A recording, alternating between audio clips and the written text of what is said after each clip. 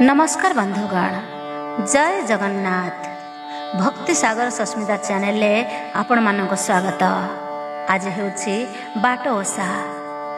एही ओषा आज 6/12/2025 शनिवार रे पड़ुछि। संतानर दीर्घायु और नर्क दंडरू मुक्ति पाई जमराजा को समर्पित अटे एही ओषा। माँ माने राति रे उपवास रही वज्रमूली गछरे दांड पहरी निज निजर संतान मानंकु झाड़ी थांते। वज्रमूली रे झाड़िले शरीर इंद्रंक वज्र परी शक्त होइथाए। ताहले आसंतु एही शुभ दिन रे आज बाट ओषा कथा पढ़िबा। बाट ओषा कथा।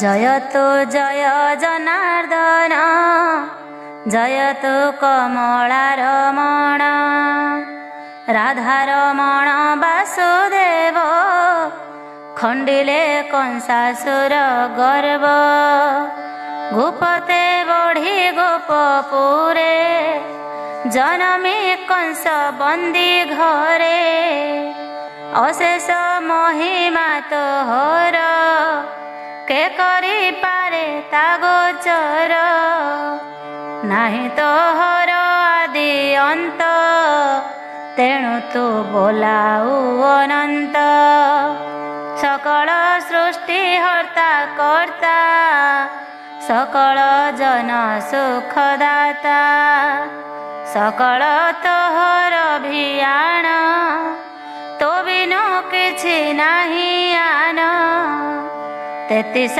कोटि देवगण, तो ठारो होइले जनम, आज्ञा पाइले जे जाहार, अधिकारी हेले सृष्टिर, जमराजा जे सुताहत, समस्ते ताहार आयत, मरण काले धरि नेई, निष्ठुर प्रहार करई, ततला तेल चक्षु कर्णे, ढालई अति क्रोध मने, असती दोचारुणी जेही, शिमिली गछरे टांगई, बिछा कंकड़ा नाग साप, कामुड़ू थांती अनुक्षणे, अशेष जंत्रणा दियई,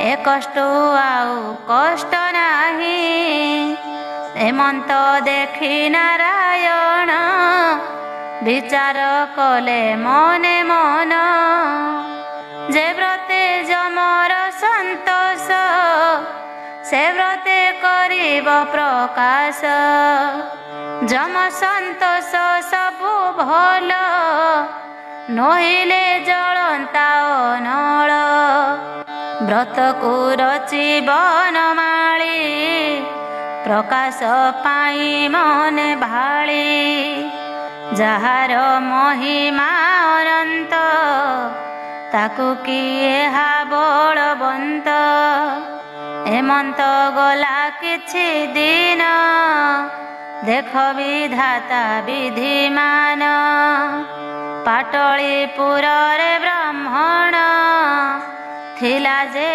कोई निर्धन, जन्मिले तार 7 सूत, समस्ते होइले निहत, ब्राह्मण मनस्ताप पाई, विष्णु को सेवा कला जाई, तार सेवारे होई बस, विष्णु मिलिले तार पास, स्वप्ने कहन्ति दामोदर, ब्राह्मण चिंता दूर कर, कहत पत्नी की तरित, आचरु बाट ओषा व्रत, एथि संतोष जंतु नाहा, करिबे तोह ठारे दया, माघ मासर कृष्ण पक्ष, अटई एही ओषा मोक्ष, पंडु पूर्णिमा हेब गत, तृतीय नवम शपथ, ଏହି 3 ଦିନଟି ପ୍ରଧାନ ଓଷା କରିବାର ବିଧାନ। ନାରୀମାନଙ୍କର ଏ ମତ ଅତି ନିଷ୍ଠୁରେ ଏହି ବ୍ରତ। ଯେ ବଣ ପାତ୍ରରେ କରିବ ଧାନକୁ ତହିଁରେ ମାପିବ। ସେହି ଦିନରେ ଚୁନା କୁଟି ସାରିବ ସବୁ ବଟା ବଟି। ଘୃତରେ ନୈବେଦ୍ୟ ଯାକ କରିବ ନିଷ୍ଠା ପରେ ପାକ। ତୁକ୍ଷ କୁଣ୍ଡାକୁ ଜଳେ ନେଇ ଦେଇଣ ଆଣିବ ଉଭେଇ। ଯେତେକ ଦ୍ରବ୍ୟ କରିଥିବ ସକଳ ପୂଜିବାକୁ ନେବ। କେବେ ନ ରଖିବଟି ଶେଷ ରଖିଲେ ଜମ ଅସନ୍ତୋଷ। ଆଖୁ କଦଳୀ ମୂଳା ପୁଣ ଚାଙ୍ଗୁଡ଼ି ମଧ୍ୟରେ ଥୋଇଣ। ହସ୍ତରେ ଘେନି ଦୀପାବଳି ପୂଜା ସାମଗ୍ରୀ ମାନ ଧରି। ମନରେ ଓଷା ମନାସିବେ ଆନନ୍ଦେ ପ୍ରସାଦ ପାଇବେ। ହୋଇଲେ ତାଙ୍କର ତନୟ ଏ ଓଷା କରିବେ ନିଶ୍ଚୟ। ଏମନ୍ତ ଶୁଣି ଦାସୀ ଗଣ ଆନନ୍ଦେ କରିଲେ ଗମନ। ରାଜାଙ୍କୁ ସଭାରେ ଜଣାଇ ରାଣୀଙ୍କ ପାଶେ ଦେଲେ ନେଇ। ଶୁଣି ଏମନ୍ତ ଲୀଳାବତୀ ଦରିଦ୍ର ପାଇଲା ସମ୍ପତ୍ତି। ଚାତକ ଦେଖିଲା କି ଘନ ଅନ୍ଧ ପାଇଲା ଚକ୍ଷୁ ଦାନ। ସଂକଳ୍ପ ଦୃଢ଼ ଚିତ୍ତେ କଲେ ଓଷା କରିବ ପୁତ୍ର ହେଲେ। ପ୍ରସାଦ ପାଇ ହୃଷ୍ଟ ଚିତ୍ତେ ଏମନ୍ତ ଗଲା ଦିନ କେତେ। ରାଣୀଙ୍କ ଗର୍ଭ ସଞ୍ଚରିଲା ଚନ୍ଦ୍ରମା ପ୍ରାୟ କେ ବଢ଼ିଲା। ଶରୀର ହୋଇଲା ବିବର୍ଣ୍ଣ ହୋଇ ଉଠଇ ଘନ ଘନ। ପୃଥୁଳ ହେଲା ସିଂହ କୋଟି ଖସିଲା ଖୋସା ପିନ୍ଧି ଶାଢ଼ୀ। ଭାରି ହୋଇଲା ଅଳଙ୍କାର ଆହାରେ ଜନ୍ମିଲା ବିକାର। ସୁପାତି ସେଜ ତ୍ୟାଗ କରି ଶୋଇଲେ ଧରଣୀ ଉପରି। ଏମନ୍ତେ ଯେତେ କଲକ୍ଷଣ ସକଳ ହୋଇଲା ପୁରଣ। କ୍ରମେ 10 ମାସ ହୋଇଲା ରାଣୀ ଯେ ପୁତ୍ର ପ୍ରସବିଲା। ରାଜା ଆନନ୍ଦ କଥା ଶୁଣି ନନ୍ଦର ଘରେ ବେଣୁ ପାଣି। ହୋଇଲା ହାଟ ତୁଠ ଦୂର ମଣ୍ଡନ ହୋଇଲା ନଗର। ସୁବର୍ଣ୍ଣ କୁଣ୍ଡ ବସେ ଦ୍ୱାରେ ଶ୍ଵେତ ପତାକା ଶିଖରୀରେ। ଭାଟମାନଙ୍କ ସ୍ତୁତି ଗାନ ବ୍ରାହ୍ମଣ ମାନଙ୍କ କଲ୍ୟାଣ। ଧ୍ୱନିରେ କମ୍ପିଲା ସେ ଦେଶ ସକଳ ଜନଙ୍କ ଉଲ୍ଲାସ। ହୋଇଲା ବସ୍ତ୍ର ବିତରଣ ସୁବର୍ଣ୍ଣ ରୌପ୍ୟ ଆଦି ଧନ। ଯେତେ ସେ ଧନ ଦେଲେ ଆଣି କେ ତାହା କହିବ ବଖାଣି। ପଞ୍ଚମ ଦିନେ ପଞ୍ଚୁଆତି ଷଷ୍ଠ ଦିନରେ କଲେ ଷଷ୍ଠୀ। ସପ୍ତମ ଦିନେ ଉଠିଆରି ବିଧି ବିଧାନ ମତେ କରି। 21 ଦିନେ ପୁଣ ଭାଇ ବନ୍ଧୁଙ୍କୁ ନିମନ୍ତ୍ରଣ। ସମସ୍ତେ ସାରିଲେ ଭୋଜନ ଘରକୁ ଚଳିଲେ ସେ ସର୍ବ। ଏମନ୍ତ ଗଲା 1 ମନରେ ନାହିଁ ଆଉ ଓଷା।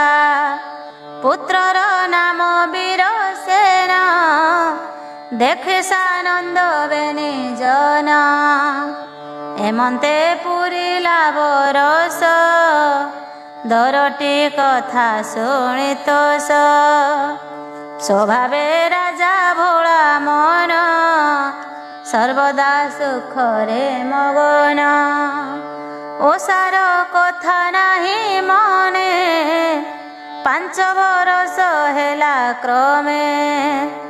ଖଡ଼ି ଛୁଇଁଣ ବୀରସେନ, ଆରମ୍ଭ କରିଲା ପଠନ। ପାଠଶାଳାକୁ ଯାଏ ନୀତି, ପାଠ ପଠନେ ସଦା ମତି। ଅତ୍ୟନ୍ତ ସୁଶୀଳ ସେ ପୁଅ, ନ କରେ କା ସଙ୍ଗେ କଳହ। 7 ବରଷ ଏହି ମତି, ତେଣେ ଭାଳନ୍ତି ଜନ୍ତୁପତି। ମୂଷା ମନରେ ନ କଲା, ସୁଖରେ ରାଜା ଭୋଳ ହେଲା। ଯାହା ସକାଶେ ଏତେ କଥା, ସେ ଗଲେ ହେବ ତାର ଚେତା।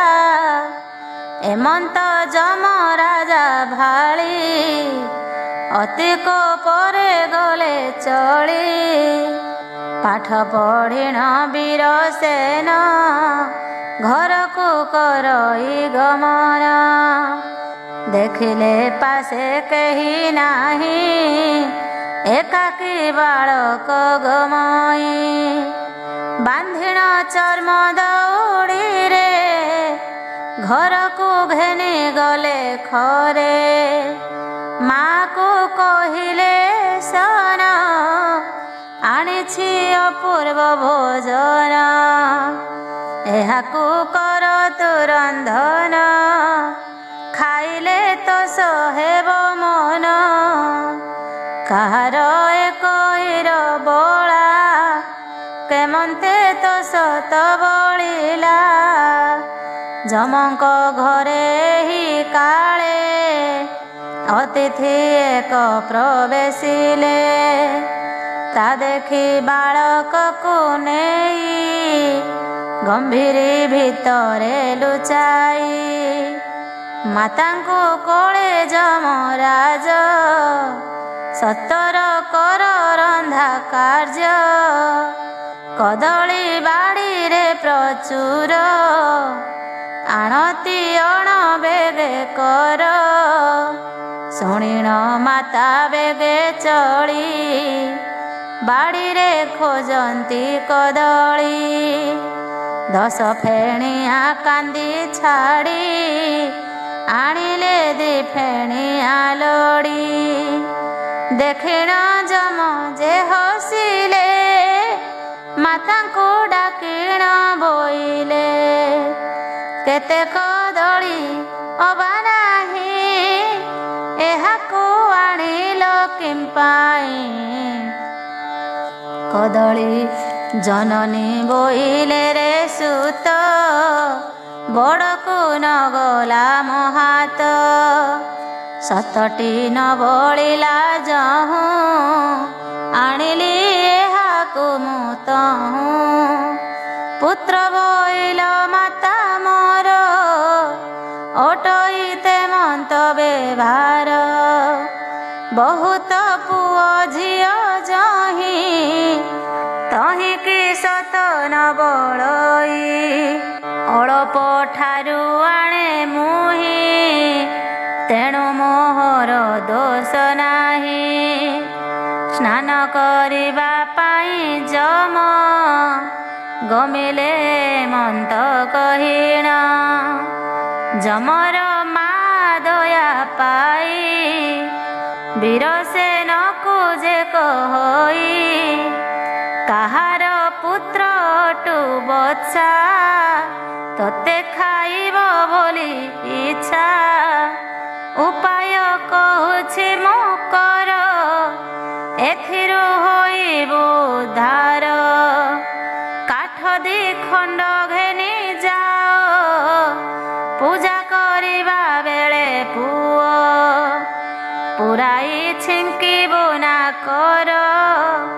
बोलिबी हुओ अजमर ता शुणी पुओ न खाइब तेते नेण छाड़ी देव जेदिन जमराजा घेनी पुओ को करिछि बंदिनी राजा रानी मन दुख काहारी मने नाही सुख कुटुंब जाक उपवास खोजंती बनगिरी देश नागरा देई ग्राम ग्राम करंती लोके अन्वेषण पुओ तो अछि बंदी शाळे काहू पाइबे जेते कोले एंते ओसागती माने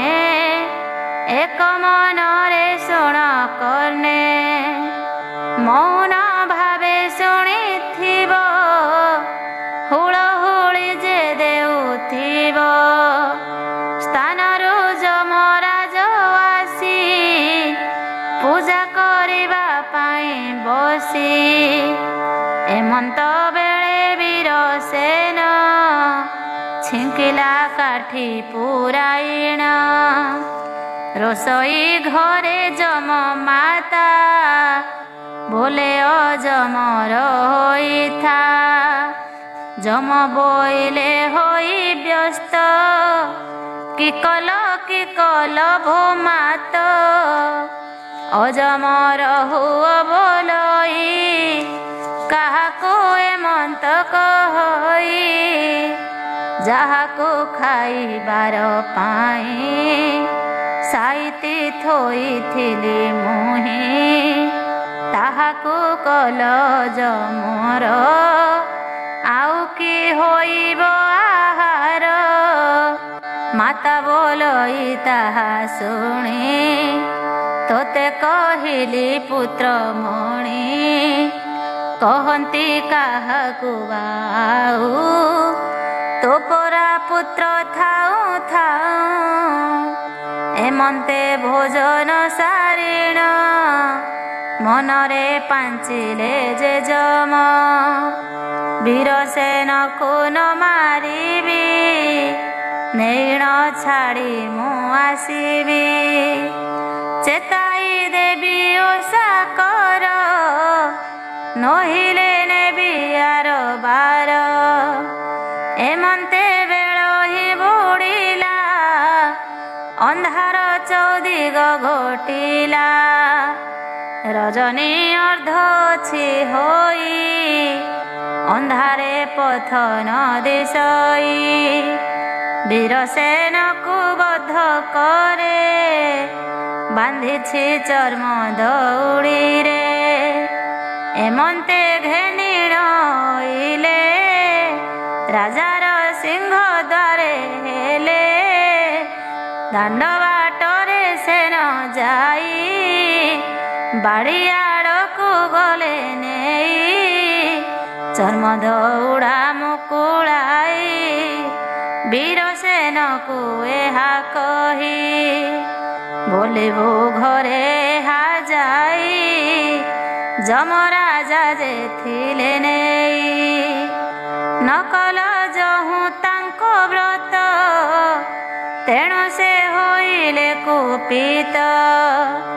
पाठ पढ़िण आसुथिली धरि नेण गले चली मांक हेतुरु तांकर प्राण पाइली एही थर आर थरकु रक्षा नाही मते तियारी छंती कही ए आदि समस्त कहिबु माता पिता को बुझाइबु जेमंते मोसा करिबे नहिले फल से भुंजिबे एमंत जमदेव कही वीरसेन को संगे नेई बाड़ी दुआरे छाड़ी देले खंडे दूर रे उभा हेले।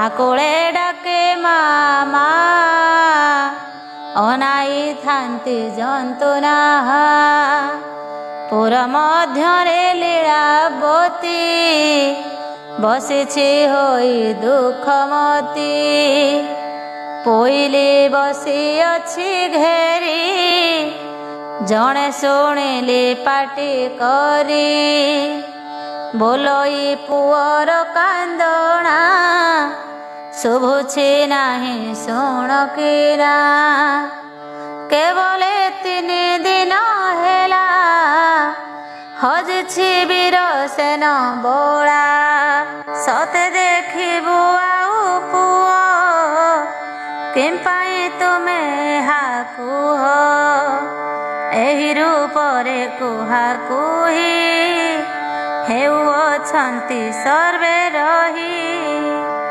ଏମନ୍ତେ ବେଳେ ବୀର ସେନ ଉଚ୍ଚ ଡାକିଲେ ଘନ ଘନ ପୁଅ ଡାକିବା ଶବ୍ଦ ପାଇ ଓଇରେ ଦାସୀ ମାନେ ଧାଇ ଘେନି ଅଛନ୍ତି ଦୀପାବଳି ମାତା ସଙ୍ଗତେ ସର୍ବେ ମିଳି କବାଟ ଫିଟାଇଣ ଦେଲେ ପୁଅକୁ ଦେଖି କାଖ କଲେ ଯମ ଯେ ଗଲେ ନିଜ ବାସ ପୁଅକୁ କରନ୍ତି ଆଶିଷ ପୁଅକୁ ଲୀଳାବତୀ ଦେଖି କାନ୍ଦି ପଚାରେ କହବଛି କାହିଁ ତୁ ଥିଲୁ ଏତେ ଦିନ ଅନ୍ଧ ନୟନ ଦୁଃଖୀ ଧନ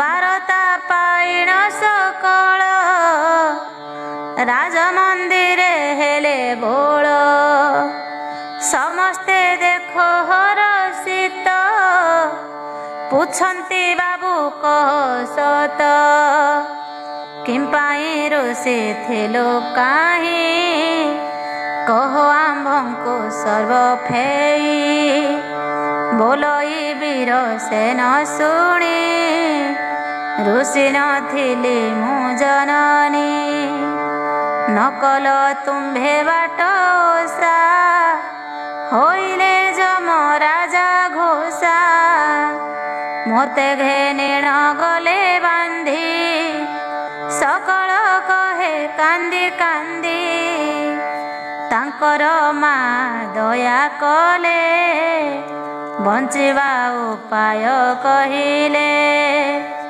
ନ ମାରି ତେଣୁ ସୂର୍ଯ୍ୟାସୁତ ଛାଡ଼ି ଦେଇଣ ଗଲେ କହି ସେ ଅଛନ୍ତି ତିଆରି ନ କଲେ ପୁଣି ନେବ ଧରି ଏମନ୍ତ ଶୁଣି ଲୀଳାବତୀ ଚମକି ପଡ଼ି ଦୁଃଖମତୀ ମୁଁ ଚାଣ୍ଡାଳି ଯେ କିସ କଲି ଯମଦେବଙ୍କ ଓଷା ଭୁଲି ପୁଅକୁ ଦେଲେ ଏତେ ଦୁଃଖ ଅନେକ ହୋଇଲା ବିମୁଖ ନବମ ଦିନ ଓଷା ଆସି ଯୋଗେ ପଡ଼ିଛି ଆର ନିଶି ଦାସୀଏ କଲେ ଓଷା ବିଧି ଆଖୁ କଦଳୀ ଦ୍ରବ୍ୟ ଆଦି ଗନ୍ଧ ଚନ୍ଦନ ଫୁଲ ମାଳ ଗୁଗୁଳ ସିନ୍ଦୁର କଜଳ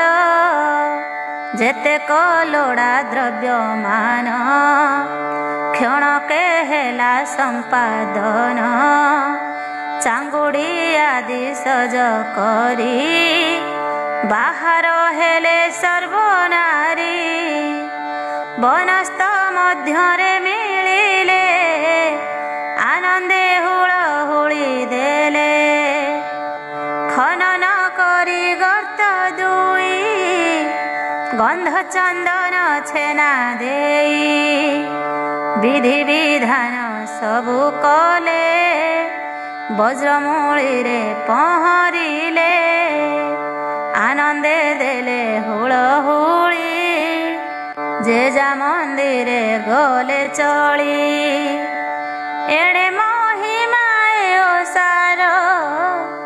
ଯେ କରେ ଶରଧା ମନର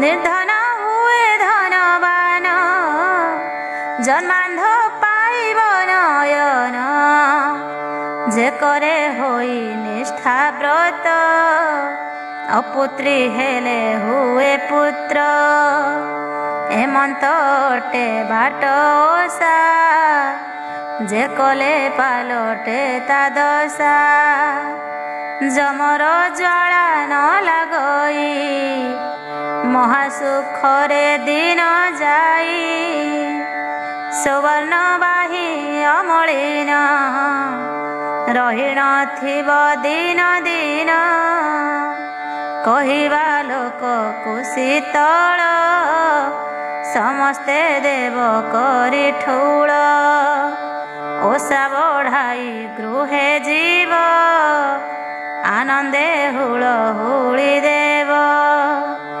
ଭାଇ ବନ୍ଧୁଙ୍କୁ ବାଣ୍ଟି ଦେବ ଆପଣେ ସନ୍ତୋଷେ ଭୁଞ୍ଜିବ ଯେହା କରେ ଉପହାସ ତାହାର ବଂଶ ହୁଏ ନାଶ କୃଷ୍ଣ ଚରଣେ ମୋର ଆସ କହଇ ଗୋପୀନାଥ ଦାସ। ଏବେ ଆସନ୍ତୁ ଶୁଣିବା ଦାଣ୍ଡ ପହଁରା ଓଷା କଥା।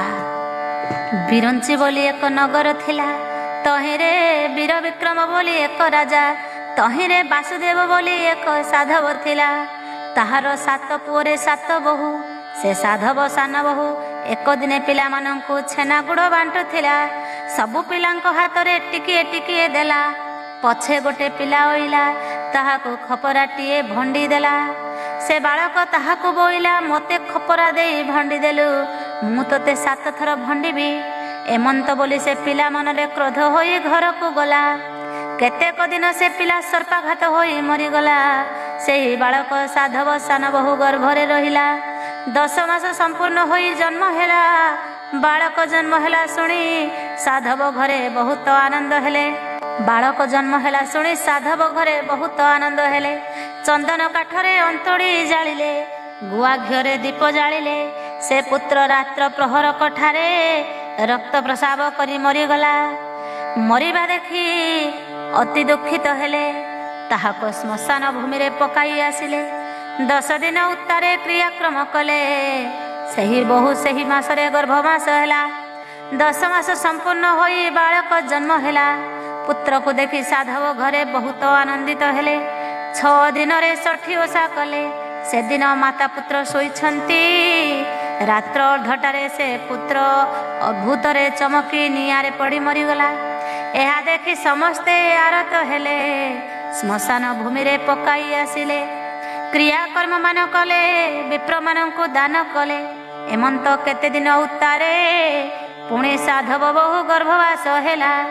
10 ମାସ ସମ୍ପୂର୍ଣ୍ଣ ହୋଇ ପୁତ୍ର ଗୋଟିଏ ଜନ୍ମ ହେଲା। ସାଧବ ଘରେ ବହୁତ ଉତ୍ସବ କଲେ। 7 ଦିନେ ଉଠିଆରି କଲେ। ବ୍ରାହ୍ମଣ ମାନଙ୍କୁ ବହୁତ ଧନରତ୍ନ ଦେଲେ। ଏମନ୍ତ ରାତ୍ର ଅର୍ଦ୍ଧରେ ସେ କୁମରକୁ ଦେଖନ୍ତେ ମରିକରି ଶୋଇଅଛି। ତାହା ଦେଖି ବଡ଼ ଆକୁଳ ହେଲେ। ସାଧବ ମନରେ ବିଚାର କଲେ, ମଡ଼ିଛି ଦୋଷରେ 4 କୁମର ମଲେ। ଏହା ବିଚାରି ଶିବାଳୟରେ ବ୍ରାହ୍ମଣ ବରଣ କଲେ। ଗୋକ୍ଷୀର ଢଳାଇଲେ, ବ୍ରାହ୍ମଣ ହସ୍ତରେ ଦାନ ଦେଲେ। ଏମନ୍ତ ନାନା ଉପଚାର କଲେ। ପୁଣି କେତେକ ଦିନ ପରେ ଗର୍ଭବାସ ହେଲା। 10 ମାସ ସମ୍ପୂର୍ଣ୍ଣରେ ପୁତ୍ର ଜନ୍ମ ହେଲା। ପୁତ୍ର ପାଇ ସାଧବ ବହୁ ଉତ୍ସବ କଲା। 10ଟି ସ୍ତ୍ରୀ 10 ଗୋଟି ବାଳକ ଡକାଇ ଆଣିଲେ। ସାଧବ ଘରେ ଉତ୍ସବ କଲେ। ହୁଳହୁଳି ଦେଲେ, ଆନନ୍ଦ ହେଲେ। ସାଧବ ଠାରୁ ଶାଢ଼ୀ ସୁନା ନେଲେ। ଆପଣା ଘରକୁ ଗଲେ।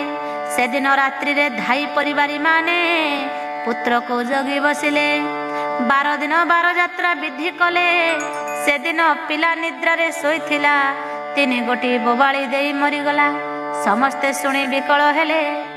ସାଧବ ଶୁଣି ସ୍ତମ୍ଭୀଭୂତ ହେଲେ। ଏମନ୍ତ କେତେ ଦିନ ଗଲା। ସାଧବ ବୋହୂ ପୁଣି ଗର୍ଭବାସ ହେଲା। 10 ମାସରେ ପୁଅ ଗୋଟିଏ ଜନ୍ମ ହେଲା। ପୁଣି ସେହି ପ୍ରକାରେ ବହୁତ ଉତ୍ସବ କଲେ। ଏମନ୍ତ ଦେଖୁ ଦେଖୁ 21 ଦିନ ହେଲା। ବ୍ରାହ୍ମଣ ମାନଙ୍କୁ ବରଣ କଲେ ଓ ଭୋଜନ ଦେଲେ, ଦାନ ଧ୍ୟାନ କଲେ। ବନ୍ଧୁ କୁଟୁମ୍ବଙ୍କୁ ଭୁରି ଭୋଜନ ଦେଲେ, କଲ୍ୟାଣ କଲେ। ମାତା ପୁତ୍ରକୁ ବହୁତ ଅଳଙ୍କାର ମଣ୍ଡନ କଲେ, ନାମକରଣ କଲେ। ବନ୍ଧୁ ପରିଜନ ମାନେ ଶାଢ଼ୀ ସୁନା ପାଇ ଯେଝା ଘରକୁ ଗଲେ। ଏଥି ଉତ୍ତାରେ ସେ କୁମର ରାତ୍ରରେ କେଣେ ଅନ୍ତରିତ ହୋଇଗଲେ। ତାହା ଦେଖି ସାଧବ ବଂଶ ବହୁତ ଶୋକ କଲେ, ଅଜ୍ଞାନ ହୋଇ ଭୂମିରେ ପଡ଼ିଲେ। ତାହାଙ୍କ ଅଜ୍ଞାତ ହେବା ଦେଖି ଗ୍ରାମ ଦେବୀ କହୁଅଛନ୍ତି, ତୁମେ କାହିଁ ପାଇଁ କାନ୍ଦୁଛ? ସେ ମନୁଷ୍ୟ ନୁହଁ, ସେ କୁମର, ହରିହର କୁମର। ସାଧବ ଘର ବହୁ ଯାହାକୁ ଗୁଡ଼ ଖପରା ଭଣ୍ଡାଇଥିଲା, ସେହି କୁମର ସେ ପିଲାଠାରେ କେତେବେଳେ ହରିହର କୁମର ସଞ୍ଚରି ଥାନ୍ତି। ସାଧବ ବହୁ ଯେତେବେଳେ ଗୁଡ଼ ବାଣ୍ଟିଥିଲେ, ଯେତେବେଳେ ତାହାକୁ ଖପରା ଭଣ୍ଡାଇଥିଲେ, ସେ କହିଲେ, ମୋତେ ତୁ ଥରେ ଭଣ୍ଡାଇଲୁ, ମୁଁ ତୋତେ 7 ଥର ଭଣ୍ଡିବି। ସେ ସକାଶୁ ଗର୍ଭରେ 7 ଥର ଯିବ। ଏହା ଜାଣି ବାଳକମାନଙ୍କୁ ନ ଭଣ୍ଡିବ, ଆନନ୍ଦରେ ହୁଳହୁଳି ଦେବ। ଏମନ୍ତ ତା ଗର୍ଭରେ 6 ଥର ଜନ୍ମ ହୋଇ ଭଣ୍ଡି କରିଗଲା। କେଉଁଥର ମାସେ କେଉଁଥରେ ପକ୍ଷେ ଏପରି ଜାତ ହୋଇ ହତ ହୋଇଗଲା। ପୁଣି ସପ୍ତମ ଗର୍ଭ ଆସି ପ୍ରବେଶ ହେଲା। 10 ମାସ ସମ୍ପୂର୍ଣ୍ଣରେ ପୁତ୍ର ଗୋଟିଏ ଜନ୍ମ ହେଲା। ସେହି କ୍ଷଣି ସେ ପୁତ୍ର ମରିଗଲା। ତାହା ଦେଖି ସମସ୍ତେ ବିରସ ହେଲେ, ବହୁକୁ ଅନେକ ଗାଳି କରିଲେ। ସେ ପିଲାକୁ ଶ୍ମଶାନ ଭୂମିକୁ ନେଲେ। ପିଲାର ମାତା ଶବ ସଙ୍ଗେ ଗୋଡ଼ାଇ ଗଲା। ଶବ ପୋତି ଦେଇ ଯେଝା ଘରକୁ ଅଇଲେ। ତାହାର ମାତା ସେ ମାଟି ପିଣ୍ଡ ପାଖେ ପାଖେ ଲୁଚି ରହିଲା। ସମସ୍ତେ ଆସିବା ଦେଖି ବୁଦାରୁ ବାହାର କରି ଶବ ପାଖରେ ବସି ବହୁତ ରୋଦନ କରୁଅଛି। ସେ ସ୍ଥାନ ବଡ଼ ନିର୍ଜନ ହୋଇଅଛି, କୁଆ କୋଇଲି ରାବ ନାହିଁ।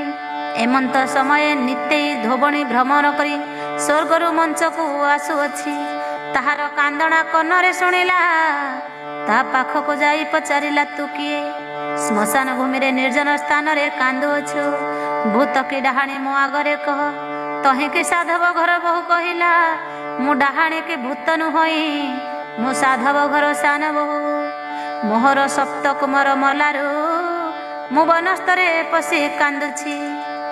ଆଜି ମୁଁ ନିଶ୍ଚୟ ପ୍ରାଣଘାତିନୀ ହୋଇ ମରିବି। ତହିଁକି ନେତେଇ ଧୋବଣୀ କହିଲା, ତୁ କାହିଁକି ମରିବୁ? ତୋ ପୁଅମାନେ ଯାଇ ଯେଉଁଠାରେ ଅଛନ୍ତି ଦେଖେଇ ଦେବି, ଆସ। ଏମନ୍ତ କହି ବୁଢ଼ିଆଣୀ ଗୋଟିଏ କରି ପିଠିରେ ବସାଇ ସେ ପୁରକୁ ଘେନିଗଲା। ହରିହର କୁମର ଯେ ପୁରରେ ଅଛନ୍ତି, ସେ ପୁରରେ ଯାଇ ପ୍ରବେଶ ହେଲା। ତା ମଝି ଅଗଣାରେ ଏକ କଲରା ଗଛ ଥିଲା। ଲଟିରେ ନେଇ ବସାଇ ଦେଇ ତାକୁ କହିଲା, ଏହିଠାରେ ଥାଇ ସବୁ କଥା ଶୁଣି ସନ୍ତାନ ଧରି କାନିରେ ବାନ୍ଧିଥିବୁ, ମୁଁ ସକାଳୁ ଆସିବି। ଏହା କହି ସେହୁ ଗଲା। ସାଧବ ବହୁ କଲରା ଗଛ ମୂଳେ ଥାଏ, ତାଙ୍କ କଥା ସବୁ ଶୁଣୁଥାଏ। ଏଣେ ହରିହର କୁମର ଝରା ଚଉଁରୀରେ ବସିଅଛି। ହୀରାବତୀ ଲୀଳାବତୀ ତାହାର 2 ଭାର୍ଯ୍ୟାକୁ କହିଲା, ମୁଁ ମାଙ୍କ ଠାକୁ ଯିବି। ତହିଁକି 2 ଭାର୍ଯ୍ୟା କହୁଛନ୍ତି, ତୁମ୍ଭେ ତ ବହୁ ବିଳମ୍ବ କଲ, ଆମ୍ଭେ ଆଉ ଛାଡ଼ିଦେବ ନାହିଁ। ଏଥର ଗଲେ ଆସିବ ବୋଲି ଆମ୍ଭ ମନରେ ପ୍ରତୀକ ନାହିଁ। ତାହା ଶୁଣି ସେ କୁମର କହିଲେ, ତୁମ ଦୁହିଁଙ୍କୁ ଛାଡ଼ି ମୁଁ ମର୍ତ୍ତ୍ୟପୁରେ ରହି ନପାରେ। କୌଣସି ପ୍ରକାର ମୁଁ ତୁମ୍ଭ ଠାକୁ ଆସିବି। ତାହା ଶୁଣି କନ୍ୟାମାନେ କହିଲେ, ତୁମ୍ଭେ କେମନ୍ତ ଆସିବ, ଆମ୍ଭଙ୍କୁ କହିଦିଅ। ତହିଁକି କୁମର କହିଲେ, ମୁଁ ଜନ୍ମ ହେଲା କ୍ଷଣି ଲୋକେ ବୋଲିବେ କି ସୁନ୍ଦର ପୁଅ ହୋଇଛି। ଏହା ବୋଇଲେ ମରିଯିବି ଓ ଆସିବି। ତହିଁକି 2 ଭାର୍ଯ୍ୟା କହିଲେ, ତୁମ୍ଭ ମା ଜାଣିବା ଲୋକ ହୋଇଥିବେ, ଲୋକଙ୍କୁ ସବୁ କହିଥିବେ, ତେବେ କେମନ୍ତେ ଆସିବ? ଜନ୍ମ ହେଉ ପ୍ରଥମ ମାସରେ ଦୁଧ ଗଇଁଠାକୁ ମନ କରିବି, ମା ନ ଖାଇଲେ ଆସିବି। ଦ୍ୱିତୀୟ ମାସରେ ଲେଉଟିଆ ଶାଗକୁ ମନ କରିବି, ମା ନ ଖାଇଲେ ଆସିବି। ତୃତୀୟ ମାସରେ କୋଶଳା ଶାଗକୁ ମନ କରିବି, ମା ନ ଖାଇଲେ ଆସିବି। ଚତୁର୍ଥ ମାସରେ ମୂଳା କାଞ୍ଜି ଖାଇବାକୁ ମନ କରିବି, ମା ନ ଖାଇଲେ ଆସିବି। ପଞ୍ଚମ ମାସରେ ଚାଉଳ ଭଜା ଖାଇବାକୁ ମନ କରିବି, ମା ନ ଖାଇଲେ ଆସିବି। ଷଷ୍ଠ ମାସରେ ଚକୁଳି ପିଠା ଖାଇବାକୁ ମନ କରିବି, ମା ନ ଖାଇଲେ ଆସିବି। ସପ୍ତମ ମାସରେ ମୁଗ ମଣ୍ଡା ଖାଇବାକୁ ମନ କରିବି, ମା ନ ଖାଇଲେ ଆସିବି। ଅଷ୍ଟମ ମାସରେ ମୁଗ ପୋଇତିକି ମନ କରିବି, ମା ନ ଖାଇଲେ ଆସିବି। ନବମ ମାସରେ ଘାଣ୍ଟ ତିଅଣ ଖାଇବାକୁ ମନ କରିବି, ମା ନ ଖାଇଲେ ଆସିବି। ଦଶମ ମାସରେ ମାଛ ମରିଚ ପାଣି ଖାଇବାକୁ ଇଚ୍ଛା କରିବି, ମା ନ ଖାଇଲେ ଆସିବି। ଏହା ଶୁଣି ଦୁଇ ଭାର୍ଯ୍ୟା କହୁଛନ୍ତି, ତମ ମା ଜାଣିବା ଲୋକ ହୋଇଥିବେ 1 ମାସରୁ 10 ମାସ ପର୍ଯ୍ୟନ୍ତ 10 ପଦାର୍ଥ ଖାଇବେ, ତେବେ କିପରି ଆସିବ? ତହିଁକି କୁମାର କହୁଛନ୍ତି, ଜନ୍ମ ହେଲା କ୍ଷଣି ମରିବି। ଏଥକୁ ଦୁଇ ଭାର୍ଯ୍ୟା କହିଲେ, ମା ତୁମ୍ଭର ଜାଣିବା ଲୋକ ହୋଇଥିବେ। ଜନ୍ମ ହେଲା କ୍ଷଣି ବାମ ଡାହାଣ କରି 2 କାନ ଫେଡ଼ାଇ ପକାଇବେ। 6 କଡ଼ାକୁ ବିକି 9 କଡ଼ାକୁ କିଣିବେ, ବିକା କିଣା ନାମ ଦେବେ, ତେବେ କେମନ୍ତ ଆସିବ? କୁମାର ବୋଲେ 5 ଦିନର ହୋଇଥିବି, ପଞ୍ଚୁଆତି ନ କଲେ ଆସିବି। 6 ଦିନରେ 60 ଘର ନ କଲେ ଆସିବି। 7 ଦିନରେ ଉଠିଆରି ନ କଲେ ଆସିବି। 10 ଦିନରେ 10 ବନ୍ଦାପନା ନ କଲେ ଆସିବି। 12 ଦିନରେ 12 ପତ୍ର ନ କଲେ ଆସିବି।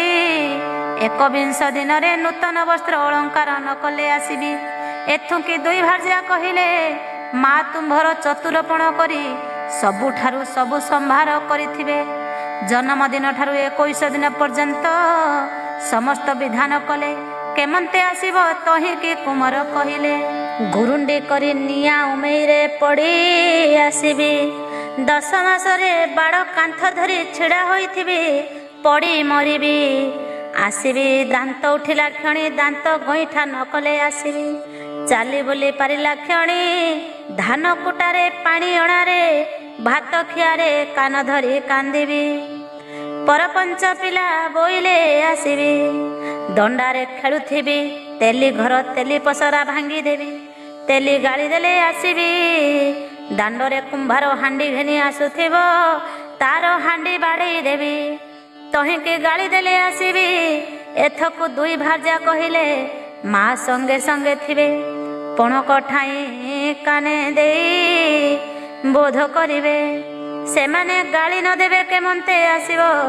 ତହୁଁ କୁମାର କହିଲା, ବୈଶାଖ ମାସରେ ସୋରିଷ ଫୁଲ ମାଗିବି, ନଦେଲେ ଆସିବି। ମାର ଯେବେ ପୁଅରେ ଶ୍ରଦ୍ଧା ଥିବ, ପାଣି ହାଣ୍ଡି ଠାରେ ସୋରିଷ ବୁଣିଥିବ। ତହିଁକି କୁମାର କହୁଅଛି, ଶ୍ରାବଣ ମାସରେ ମେଘ ବରସୁଥିବ। ସଡ଼କ ଧୂଳି ମାଗିବି, ନହେଲେ ଆସିବି। ତହିଁକି ଦୁଇ ଭାର୍ଯ୍ୟା କହିଲେ, ମା ତୁମ୍ଭର ଚତୁର ଲୋକ ହୋଇଥିବେ। ସଡ଼କ ଧୂଳି ନୂଆ ମାଠିଆରେ ରଖିଥିବେ, ମାଗିଲେ ଦେବେ, ତେବେ କେମନ୍ତ କରି ଆସିବ? ତହିଁକି କୁମାର କହିଲେ, ମାଘ ମାସରେ ପାଚିଲା ତାଳ ମାଗିବି, ନଦେଲେ ଆସିବି। ଭାର୍ଯ୍ୟା କହିଲେ, ତୁମର ମାତା ତେଲ କୁଆଁରେ ପାଚିଲା ତାଳ ରଖିଥିବେ, ମାଗିଲେ ତକ୍ଷଣେ ଦେବେ, ତେବେ କେମନ୍ତ ଆସିବ? କୁମାର ବୋଇଲା, ଏତେ କଥା ଯେବେ କରିବେ, ବୋଲିବି ବିଭା କରାଅ, ବିଭା ନ କଲେ ଆସିବି। ତହିଁକି ଦୁଇ ଭାର୍ଯ୍ୟା କହିଲେ, ତେବେ ମାତାର ଶ୍ରଦ୍ଧା ଥିବ, ତେବେ ବିଭା କରାଇବେ, ତେବେ କେମନ୍ତେ ଆସିବ? ତହିଁକି କୁମାର କହିଲା, ମୁଁ ବୋଲିବି ମାତାକୁ ମୋତେ ବିଭା କରିଦେବୁ। ଯେବେ ଯିବ ତେବେ ବେଦୀ ଉପରେ ଦୁଧ ଖାଇବାକୁ ମାଗିବି, ପୋଡ଼ ପିଠା ମାଗିବି, କାଞ୍ଜି ମାଗିବି, ମାଛ ମାଗିବି, ନଦେଲେ ଆସିବି। ତହିଁକି ଦୁଇ ଭାର୍ଯ୍ୟା କହିଲେ, ମାତା ତୁମ୍ଭର ଚତୁର ଲୋକ ହୋଇଥିବେ, ସଙ୍ଗରେ ଯାଇଥିବେ। ବେଦୀ ପାଖରେ ଟେରା ବାଡ଼ ଦେଇ ଯାହା ମାଗିବ ଦେବେ। ଇତ୍ୟାଦି ପଦାର୍ଥ ଘରଠାରୁ ନେଇଥିବେ, ମାଗିଲା କ୍ଷଣି ଦେବେ, ତେବେ କେମନ୍ତ ଆସିବ? ଦୁହିଁକି କ୍ରମର ବୋଇଲା, ବର କନ୍ୟା ଦୋଳ ମୁକୁଟ ହୋଇଥିବେ। ଛାମୁଣ୍ଡିଆ ମଥାରେ ବାଜିବ, କିଅ ବା ଘର ଚାଳ ବାଜିବ, ତେବେ ଆସିବି।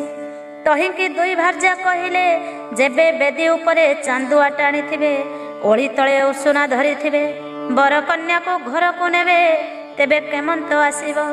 ତହୁଁ କୁମାର କହିଲା, ତେବେ ମୀନକେତନ ମାଳି ମାଗିବି, ଜୟ ବିଜୟ ଘଣ୍ଟ ମାଗିବି। ଏସବୁ ସ୍ୱର୍ଗର ପଦାର୍ଥ, ମା ମଞ୍ଚପୁରରେ କାହୁଁ ପାଇବେ, ଦେଇପାରିବେ ନାହିଁ, ତେବେ ଆସିବି। ଏମନ୍ତ କଥା ହୁଅନ୍ତେ ମର୍ଦ୍ଦନ ସରିଲା।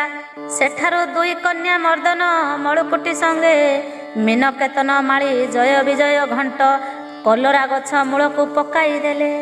ଏମାନେ ସବୁ ସାଧବ ଘର ବୋହୁ ଲୁଗାପଣ ଦରେ ବାନ୍ଧିଦେଲେ।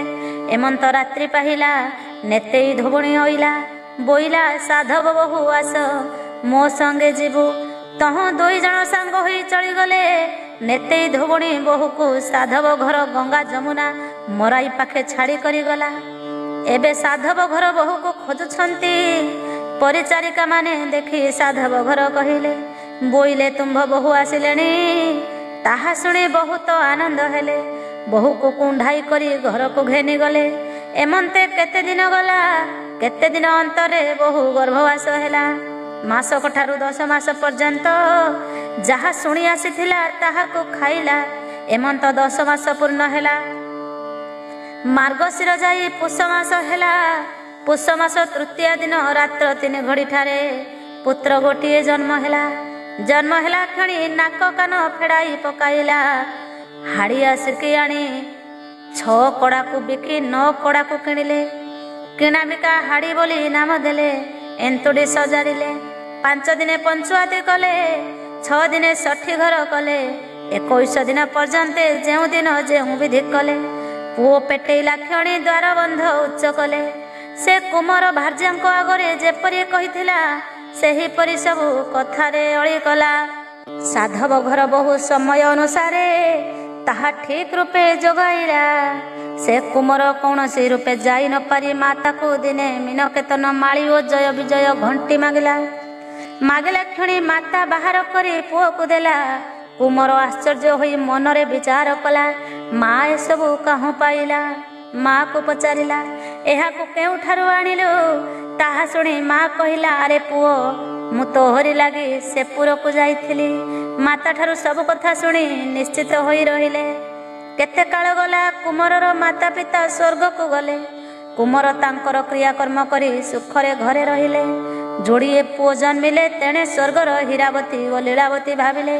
एते काल स्वामी न आसिले तांको की उपाय रे आनिबा को हेबो।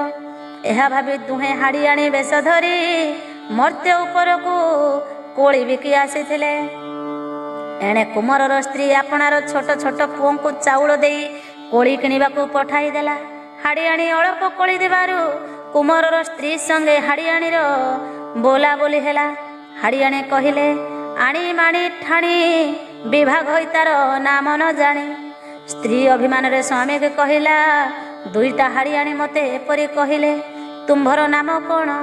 स्वामी सकल कथा जानी पारी कहिला तू मोर नाम जानिबू। एहा कही नदी कूल को ताकू डाकी नेला। अंटाए पानी की गला पचारिला मोर नाम रे कार्य।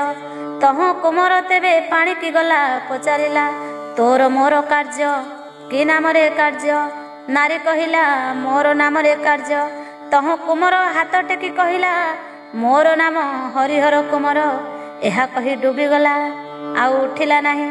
स्वर्ग को जाई हीरावती लीलावती संगे रहिला। एक कथा मान नारद पार्वती को कहिले ओषा पुष मान तृतीय दिन करिब। दांड पहरिब ओ बाली रे मूर्ति स्थापिब। नैवेद्य करिब हुड़हुड़ी देव। ए कथा को जे निंदा करिब 7 जन्म जाए मड़िछि हेब। इति श्री दांड पहरा कथा संपूर्ण। पोथी पूजा दिन निशंखुड़ी सामग्री करिब। एबे आसंतु श्री गणेश को स्तुति करिबा। जय जय गणनाथ गिरिजानंदन। जय जय गणनाथ प्रभु गजानन। इंदुर वाहन चतुर्भुज लंबोदर। वक्रतुंड कुंत धारी प्रभु गणेशर। रत्नर कठ कंज चरणे सभई। सुवर्ण पईता स्कंधे सदा विराजई। गंडस्थलु मकरंद झरे निरंतर। कंठरे मुकुताहार कर्णरे कुंडल।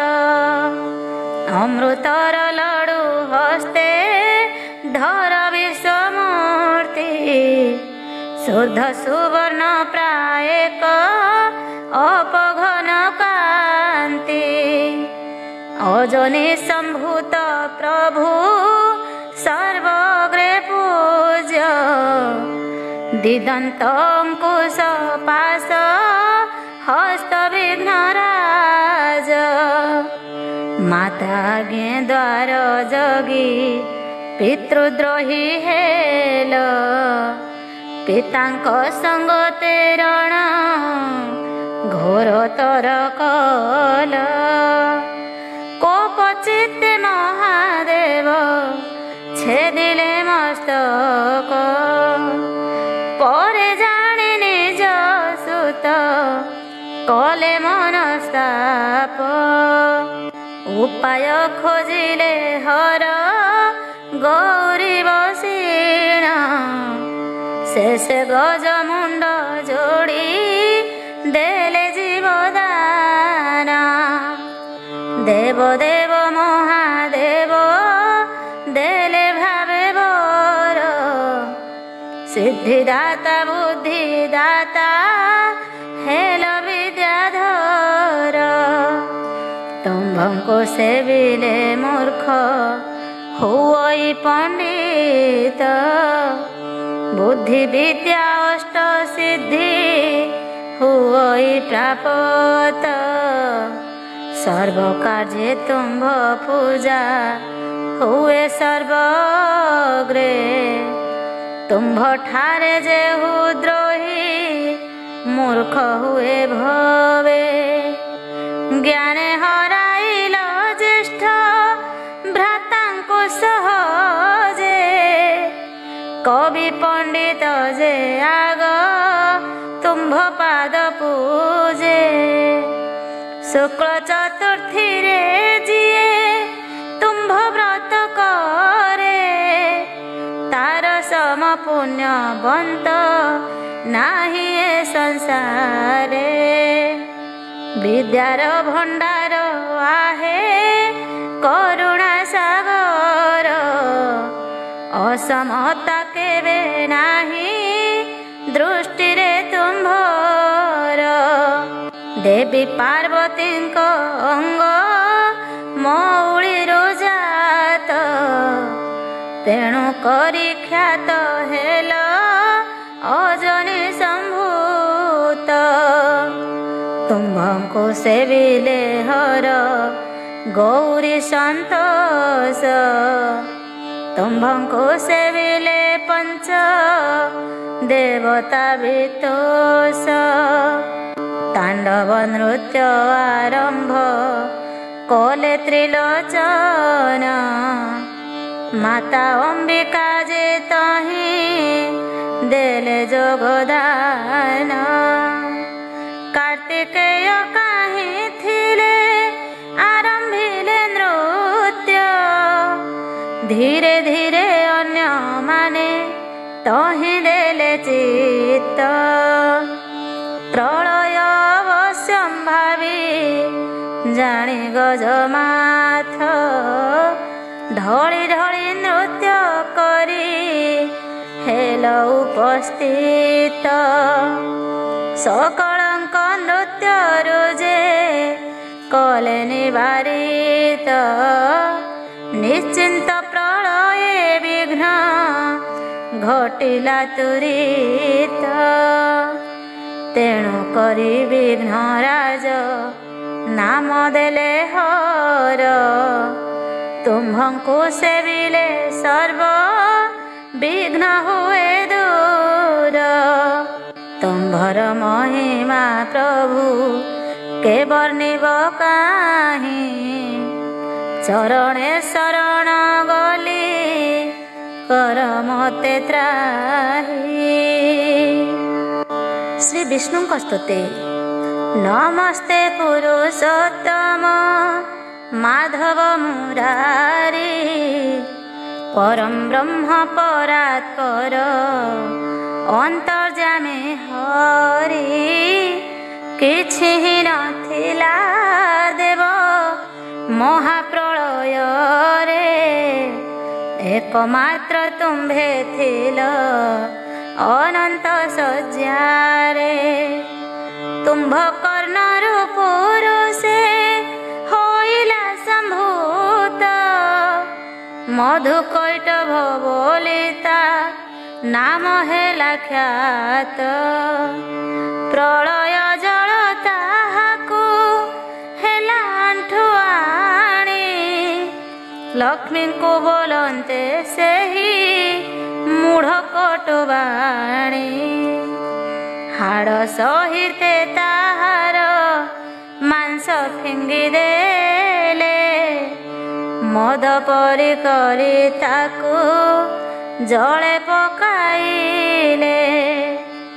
ତେଣୁ ମେଦିନୀ ହୋଇଲା ପୃଥିବୀର ନାମ ଉତ୍ପତ୍ତି ପ୍ରଳୟ କର୍ତ୍ତା ତୁମ୍ଭେ ଜନାର୍ଦ୍ଦନ।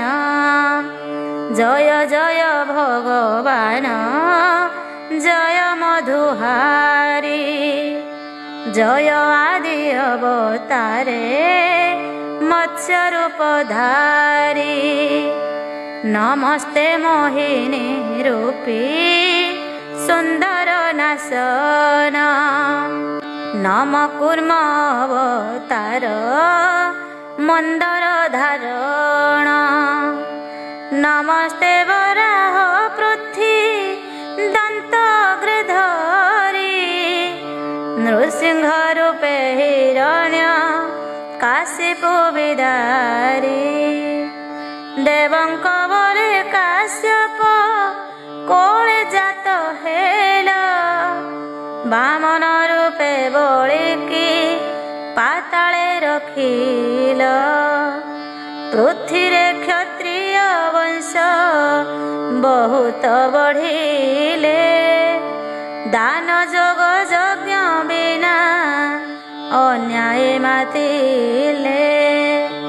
ସେ ହେତୁ ପରଶୁରାମ ରୂପକୁ ଧଇଲ କ୍ଷତ୍ରି କରି ପୃଥିବୀରେ ଜଣେ ନ ରଖିଲ। ଜଗତର ହିତେ ପ୍ରଭୁ ତୁମ୍ଭର ଜନମ ତୁମ୍ଭ ତହୁଁ ଅନ୍ୟ କେହି ନାହିଁ ତ୍ରିଭୁବନ।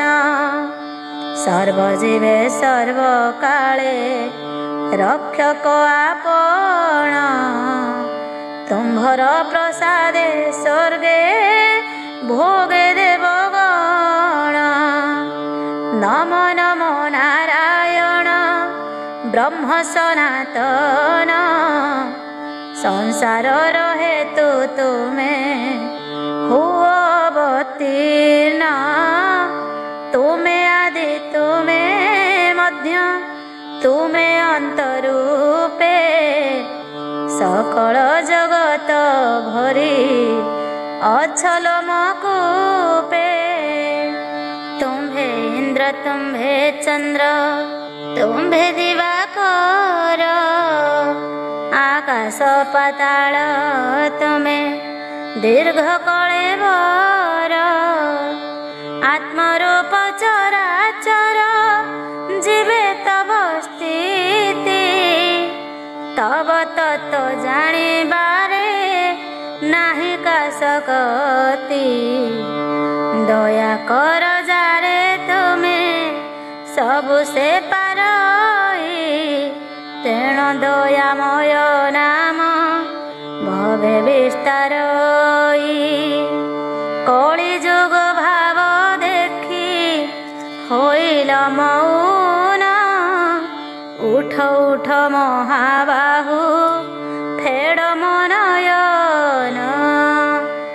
ଆକୁଳେ ଡାକୁଛି ପ୍ରଭୁ ମୋର କଥା ଶୁଣ ଚରଣ ତଳେ ଶରଣ ଲୋଡ଼ୁଅଛି ଦିନ। ଶ୍ରୀକୃଷ୍ଣଙ୍କ ସ୍ତୁତି। ନମସ୍ତେ ପ୍ରଭୁ ଭାବଗ୍ରାହୀ ଭାରାନେ ବାରେ ଜାତ ତୁହି।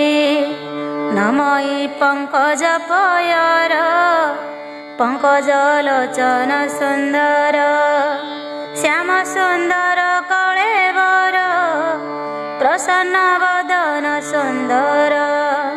ପୀତବସନ ସୋହେ ଭଲେ ଶ୍ରୀବତ୍ସ ଚିହ୍ନ ବକ୍ଷସ୍ଥଳେ। ମୁକୁତା ଚାପ ସରି ସୋହେ କଣ୍ଠେ କୌସ୍ତୁଭ ମଣି ମୋହେ। କିରୀଟ କୁଣ୍ଡଳ ବିରାଜେ ଅମୂଲ୍ୟ ହାର ହୃଦେ ସାଜେ। ରତ୍ନନୂପୁର ପାଦେ ସୋହି किबा उपमा देवा तहि ध्वज अंकुश वज्र चिन्ह पद्म सहिते जे लांछन तुंग सुरंग पाद दुई नख चंद्रिका विराजई पाप शैल वज्र प्राय जे पाद नाशई निर्भये से पाद पद्मर महिमा के कही पारे गुण सीमा से पाद जोग मनोहर लक्ष्मी सेवंती निरंतर नमये कैवल्यर नाथ हे नाथ आत्मराम संत अवनी रखी आदि मूल नासिलु दुष्ट क्षत्रिकूल तु नाथ जगत जीवन तु किंचन धन जन इंद्र विवादे वनमाली पर्वत वाम करे तोली रखिलु गोपर संपद एणु जे नाम तो गोविंद प्रलय जले तोर वास नाभिरु पंकज प्रकाश पंकज माला तोर गले बिहरु भुवन मंडले दरिद्र जन धन तुही प्रकृति तोते न जानई तोते चिंतिण जे मरंती निश्चिंते तो देहे पसंती तो अवतार ए जगते गुरु ब्राह्मण देव हिते अखिल प्रभु जोगेश्वर तो पारे मोर नमस्कार नमस्ते जगत जीवन साधुंक दुर्दिन बहन असाधु दमन व्यवहार अखिल जन्म रूप तोर नमस्ते शाश्वत वत्सल तु जोगी जने अगोचर भूदेव नमो तपयर प्रसन्न जन दुख हर जे पाद पद्म आश्रय करी संसार तरंतु संसारी हे प्रभु तोर माया बळे अशेष जन्म ए शयळे हुवन्ति तापत्रये भ्रम एणु लभन्ति प्राणी श्रम तो पाद पद्म छाया तले जे प्राणी रहन्ति निश्चले से संसार तरी जान्ति केबे हे भ्रमे न पड़न्ति से पादे पशुछि शरण त्राहि करन्तु नारायण।